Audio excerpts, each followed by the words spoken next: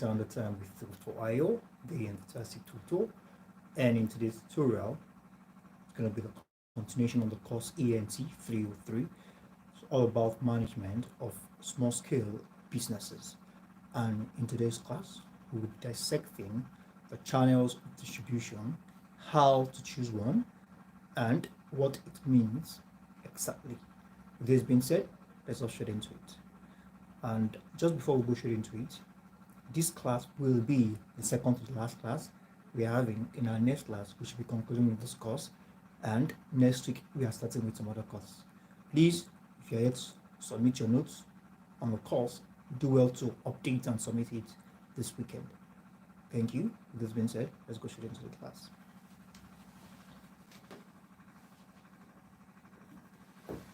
Okay, so we have ENT303.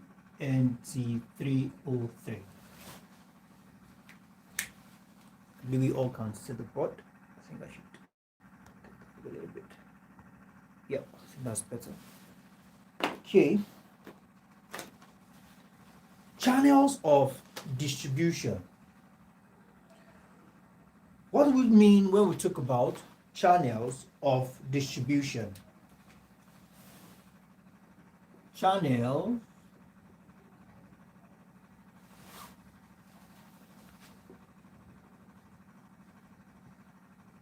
distribution. Why is it so essential? Why do we have to have one for our business? Okay, now, channel of distribution, the term channel of distribution is used to refer to the various intermediaries who help in moving product from one producer, okay, from the producer to the consumer.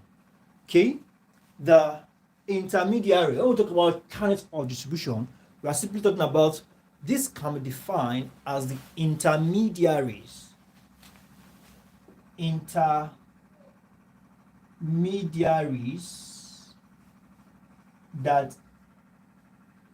aids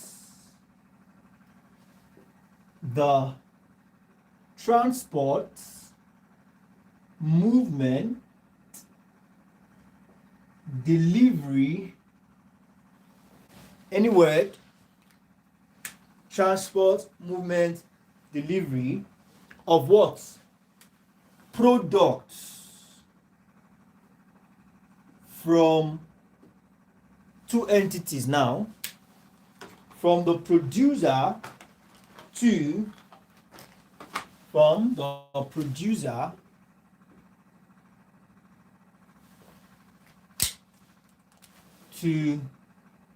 the consumer.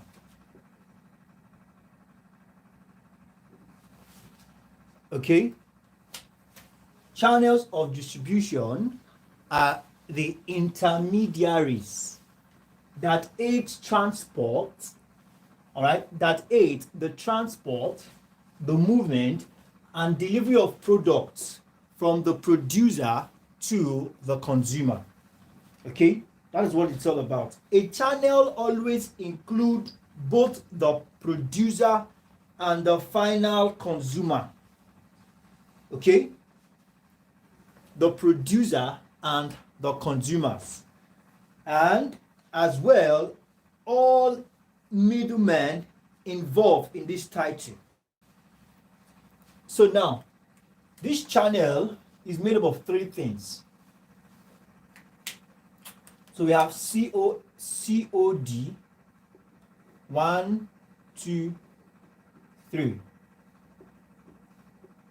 1, 2, 3.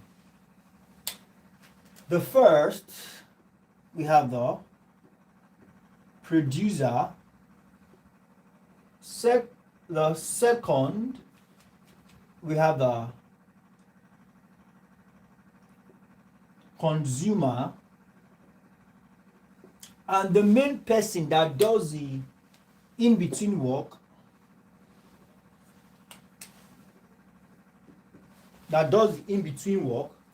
is regarded as the middleman. All right, middle men.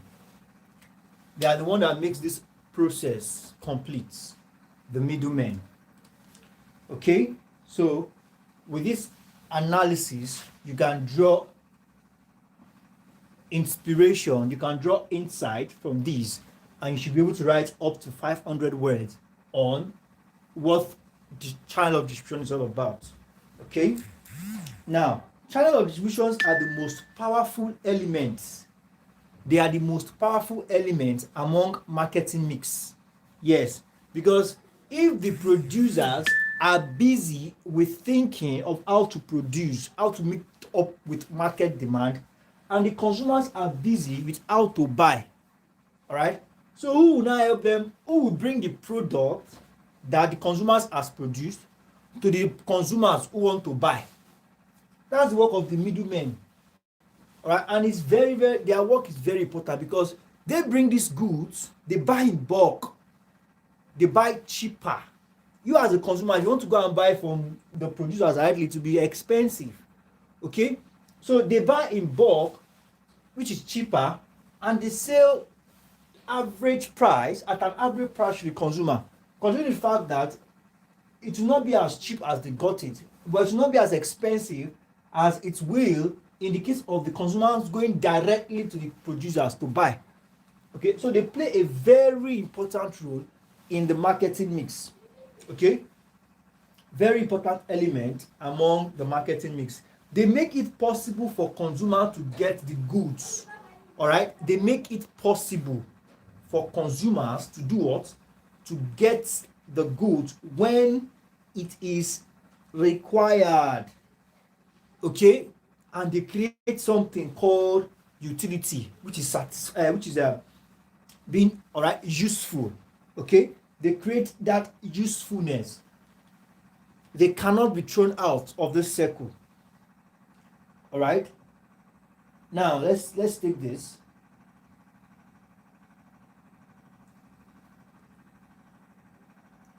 Okay, it says here, just a moment. Okay, it says here that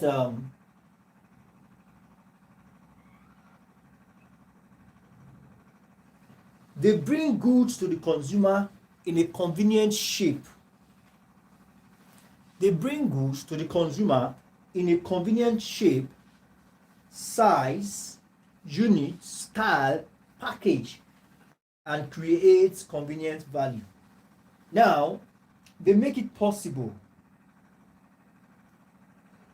The intermediary, the middlemen, make it possible for the consumer to obtain goods at a price he's willing to pay, like I said, and under the condition which bring him satisfaction and pride of ownership, and thus creates possession benefits, possession utility. Let me take that. Let's take that down. They make it possible for consumer to obtain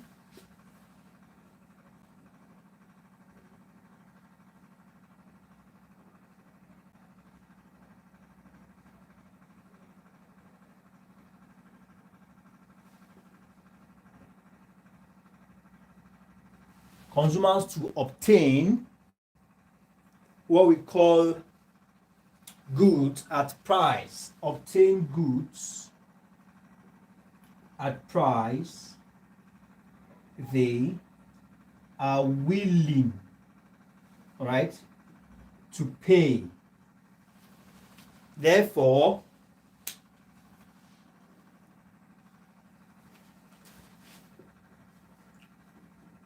they create satisfaction. Okay, they create satisfaction and pride of ownership.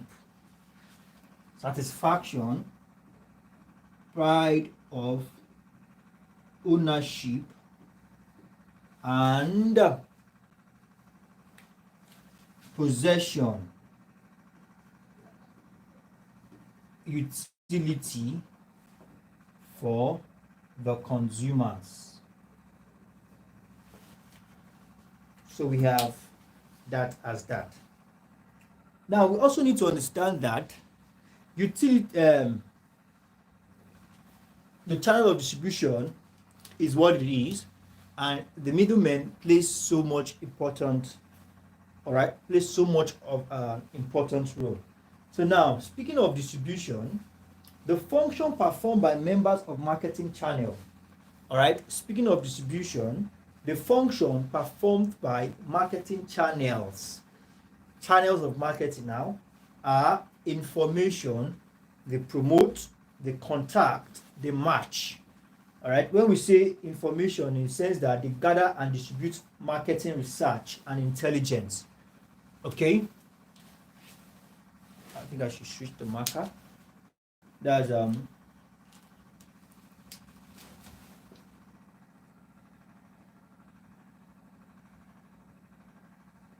marketing channel. Okay, information, they gather information about the market so they can know what to present. Promotion, they promote their products. Okay, they persuade, communicate to their intended buyers.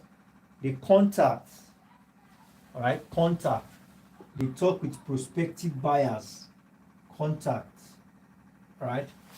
And 4, they match, shaping and fitting the offer to the buyer needs, including activities. All right, they match, like what we call matchmaking, just to ensure that the customer gets the best of service. So we have that as that. So there are types of marketing channels. Marketing channels can be described as the number of channels, levels involved. Now, each layer of middlemen that performs some work in bringing the product to the ownership, all right, closer to the final buyer is the channel level. All right, we have different channel levels. Okay, according to what we have here,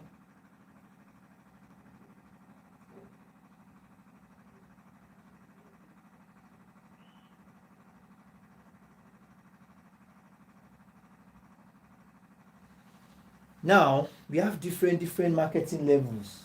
Some levels are from the producer to the ultimate consumers, okay, from the consumer to the retailer, and I think I need to raise the board so we can take that properly.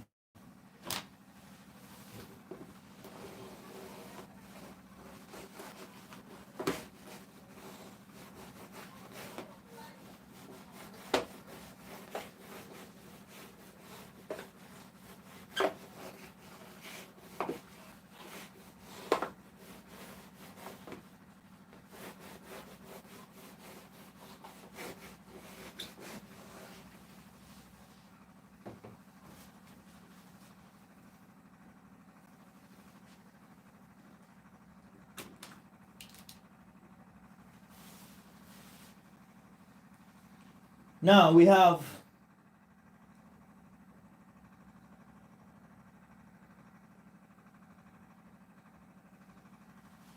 channel levels.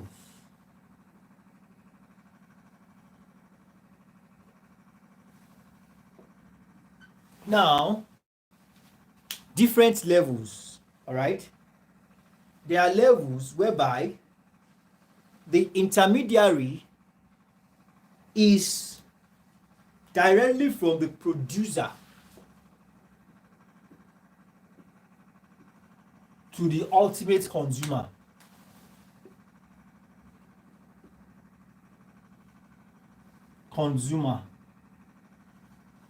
That's a level. Another level is from the producer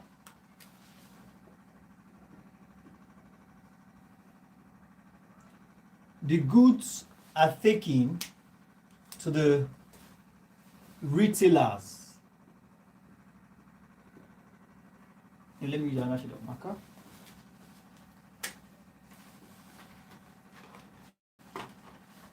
The goods are taken to the retailers, and from the retailers it gets to the ultimate consumers. And there are other levels whereby it comes from the producer, then it goes to the wholesaler,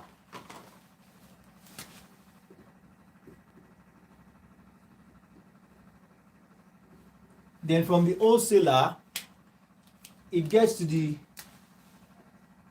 retailer, and from the retailers it gets to the final ultimate consumer. Okay, and in some cases it goes from the producers to the agent, from the agent to the retailer and to the UC. All right, and in some cases it observes everything. All right, in some cases we have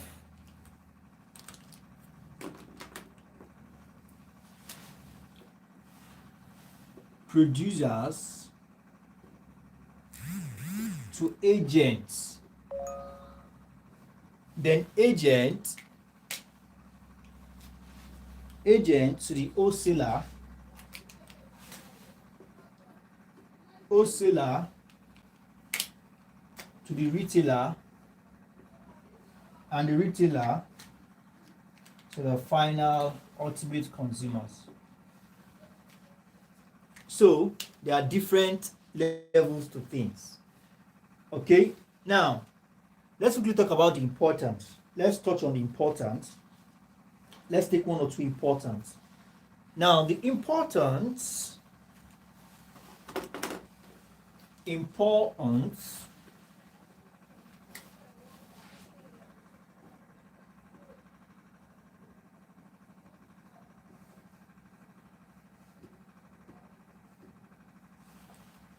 now, the channel of distribution are the most powerful element among marketing mix. Okay, that's the first thing. They are the most powerful element. We mentioned that already when we started. Many products which were intrinsically sounded, all right? Many products were intrinsically sound died in their infancy, all right, in their infancy, because they never found the right road to the market. See why they are the most important? They are very important. Because I said earlier on, I give an analogy that if consumers are busy buying and producers are busy producing, so who is going to be responsible for taking the produce to where they are required? That's why they are very important. All right. And like we are being told now that some products died in their first stage because they never found the right road to the market, the right channel to the market. So let's see them as important elements.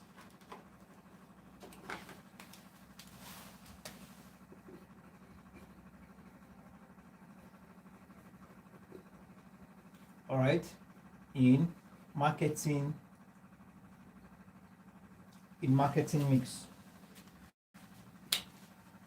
Now, channels take care of transaction aspect of marketing. This include the selling, financing, risk-taking, all right, association, and the likes. It takes care of the transaction aspect, all right. Takes care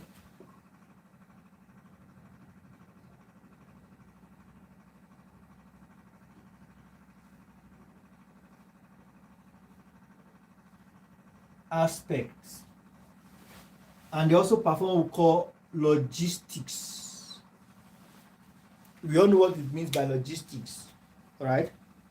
Performs logistics.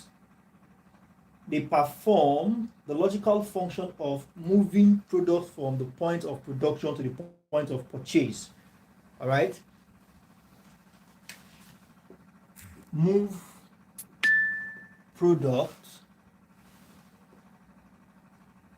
from production to purchase. They help producers promote goods and services. All right, promotion promotes goods and services. They help the producers to promote their goods and services. So now, before we talk about some other things, we need to emphasize on the fact that selecting an appropriate channel is very, very important. Okay? And there are basically majorly three things you need to consider before selecting one channel, before selecting any channel. And they are, so selecting a channel,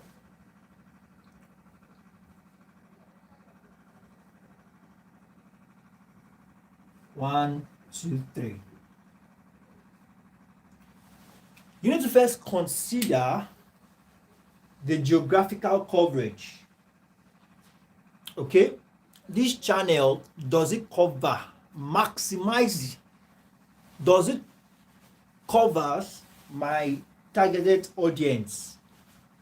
If I use them, will they get to the crones and cranny of my crones and crannies of the targeted market? Will they get there? Can they stretch to the crannies, the crones and crannies, the in-depth parts of my targeted audience? Can they get there?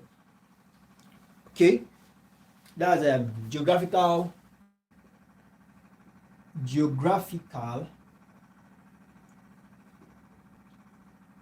coverage. All right, we also said something about they help to promote. All right, so what are their promotional efforts? Are they doing well? Because if they not promote your goods well, how can you intend to sell more?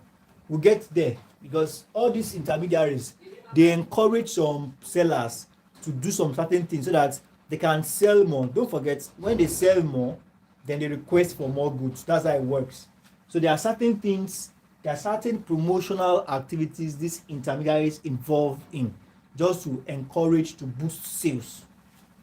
And thirdly, minimum costs. Hope they are not expensive. All right, minimum. You also need to consider that, because this is something you have to sustain for a long period of time. So you also need to consider the costs of running your transaction with the selected channel. So we have that as that. Now,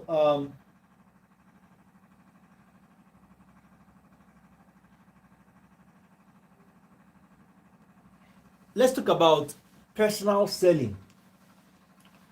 All right. From the word personal, I believe we only have an idea of what we are talking about. Personal selling. From the word personal, it is an oral, all right, it's an oral presentation in a conversation with or more prospective purchasers for the purpose of what? Making sales. Like I made mention, when we say prospective, when we say this person has some good prospects, what are we talking about? You can see, all right, signs of successful business transaction you can have with this person. All right, you can tell from the way they communicate with you, their responses to certain questions, all right, their financial strength and their purchase power. You could tell that, okay, this person can be a potential client. All right, so now personal selling, like I said, is the oral presentation.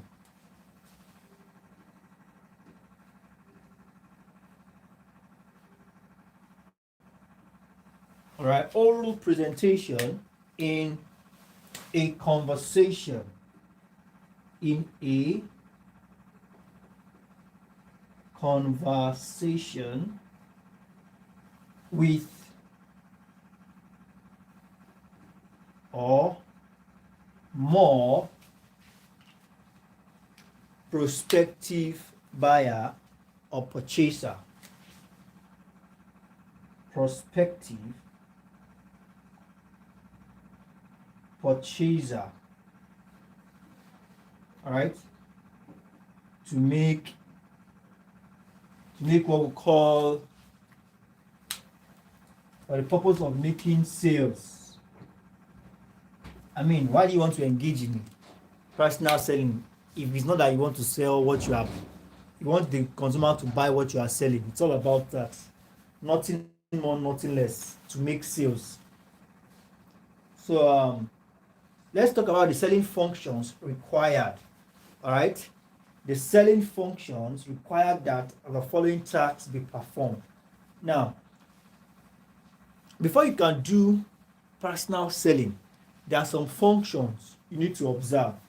Okay, there are things you need to do. Okay, sales generation, feedback and market information collection. Okay, provision of customer service, performance of sales support activity. Now let's take that again. Personal selling, like we said, one-on-one, talking to your prospective client. And these are the functions. You must generate sales.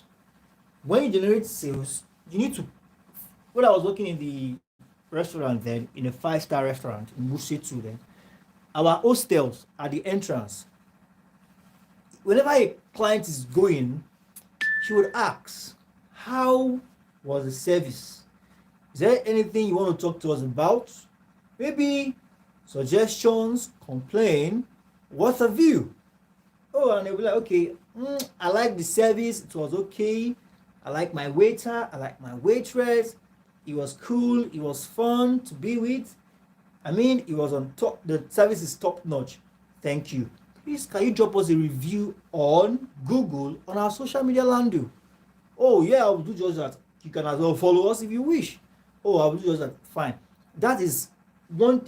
Okay, it's not that they just come, they spend their money, and they go without a feedback. You need to know.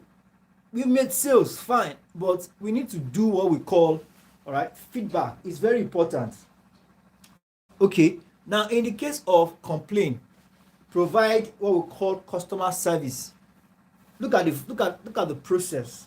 All right, sales generation, feedback, customer service.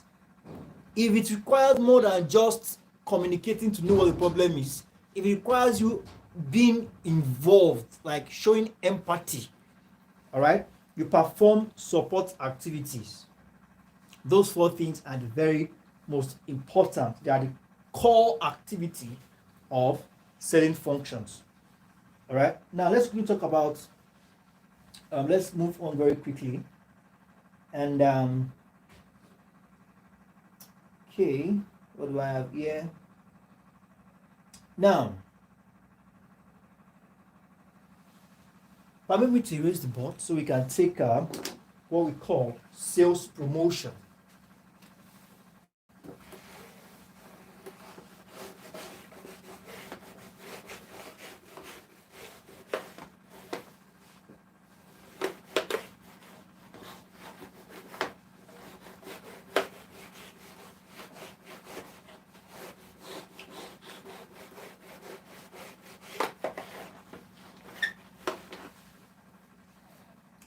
Now, when we say sales promotion, what are we talking about? Sales promotion, according to the American Marketing Association, SP, permit me to abbreviate, SP, sales promotion, according to American Marketing Association, it is referred to as those activity other than personal selling. Anything you do minus personal selling that we call one-on-one interaction with prospective clients. Anything you do that is there's an exemption of personal selling. For example, advertising, all right, publicity, stimulating customer, dealer effectiveness, display, exhibition, demonstration. All right, all these efforts put together, they are referred to as sales promotion. All activities except personal selling, all right, done to promote goods and services is seen as SP. And these activities could include, let me take that again. These activities could include activities like, all right, publicity, advertising, stimulating customers to purchase, dealer effectiveness, display show, exhibitions, demonstrations, non-recurrent selling efforts. All right, all these put together are referred to as sales promotion. Are we good to go? Now, according to Roger said sales promotion is a short-term incentive to encourage purchase.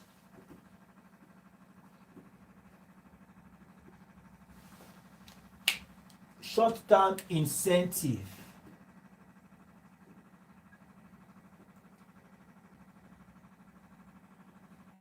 to encourage